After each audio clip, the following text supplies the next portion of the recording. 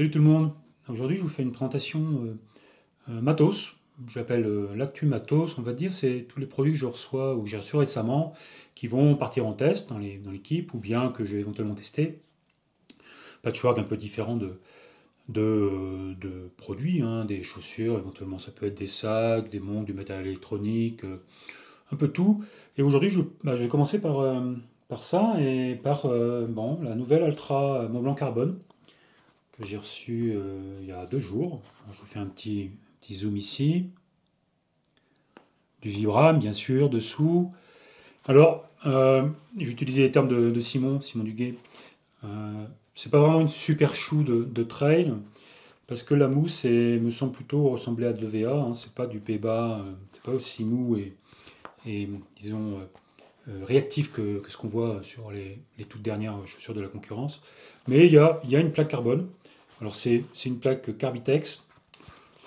C'est pas non plus très rigide. On va voir ce que ça va donner dans le test. Ça sera sur le Journal du Trail. Ensuite, une nouveauté sympa, éventuellement aussi qui va gréver votre budget, mais j'ai récupéré la toute dernière Polar, la Grit X2 Pro. Je ne sais pas si vous voyez bien ici. Je vais faire l'unboxing avec vous.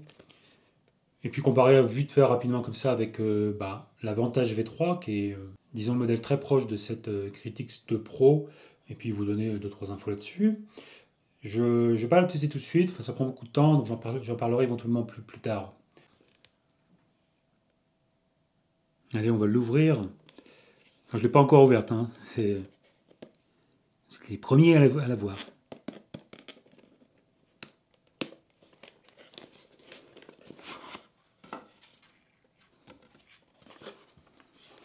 Polar, une belle boîte noire, enfin non pas aussi belle que ça.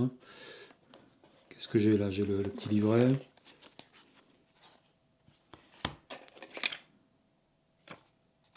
Une petite note, comment ils peuvent nous aider. Et la montre.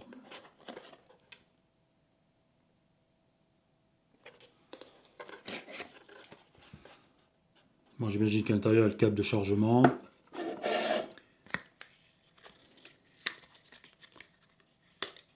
Alors, il y a deux versions de cette montre. Il y a une version acier et une version titane. Et je pense que j'ai la version acier. En tout cas, c'est pas indiqué. Ça sera indiqué si c'était marqué titane. Si c'était titane. Donc, bon voilà, hein, c'est une carte. Elle n'est pas chargée, je ne vais pas l'allumer tout de suite.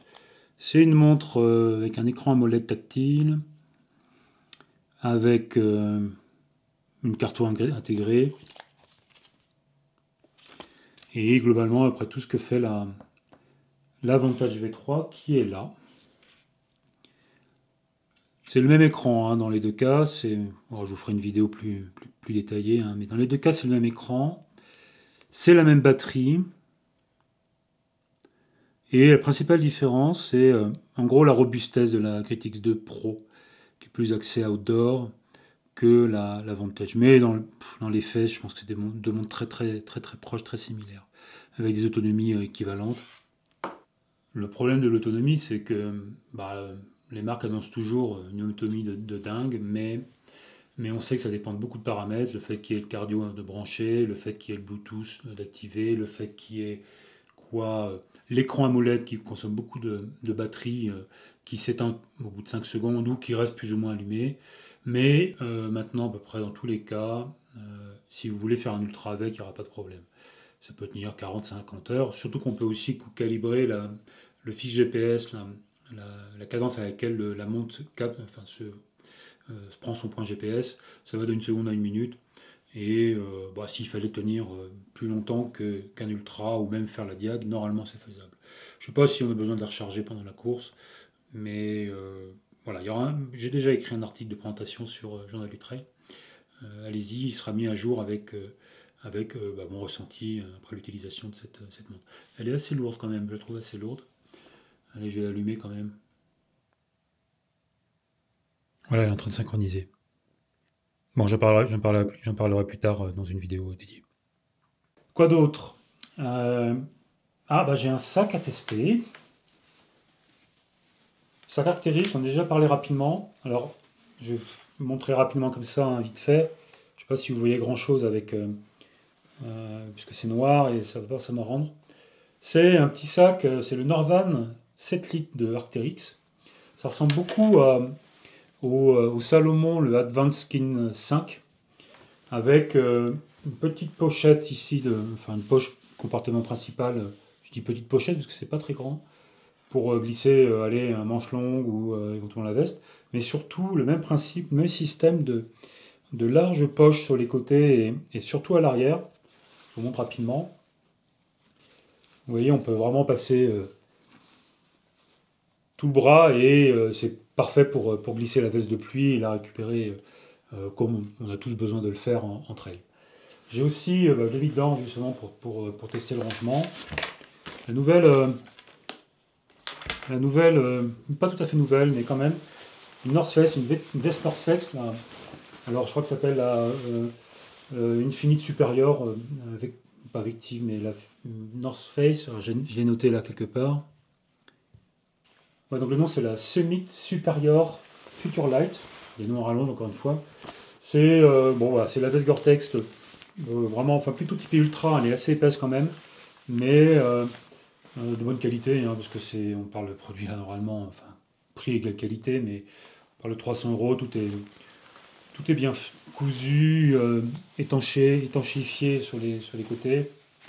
Voilà, donc je la montre de près, vite fait.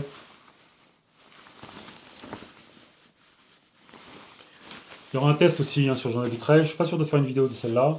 Par contre, dites-moi, hein, si parmi les produits que je vous présente, vous voulez une petite vidéo de présentation.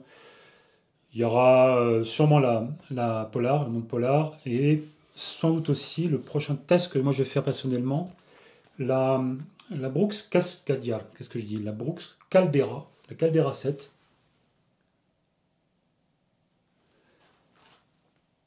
Alors un produit, là c'est vraiment pour de l'ultra et pour avoir un gros amorti. Une semelle en DNA Love, c'est à peu près la même techno qu'ils utilisent sur les chaussures de route. C'est pas un modèle élite ou type pair, c'est vraiment pour l'amorti. Il y a une très grosse, très large empreinte au sol, ce qui fait que malgré le stack élevé, c'est quand même une chaussure assez stable.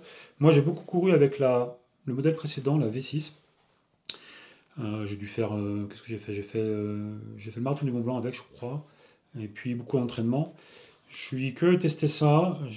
Moi j'aime bien les gros amortis. Il faut avoir un pied assez sûr parce que ça peut vite partir au niveau de la cheville, mais moi je suis plutôt confiant avec et probablement que je vais l'utiliser cette année avec d'autres modèles bien sûr, mais je vous ferai une petite vidéo détaillée de cette Caldera 7.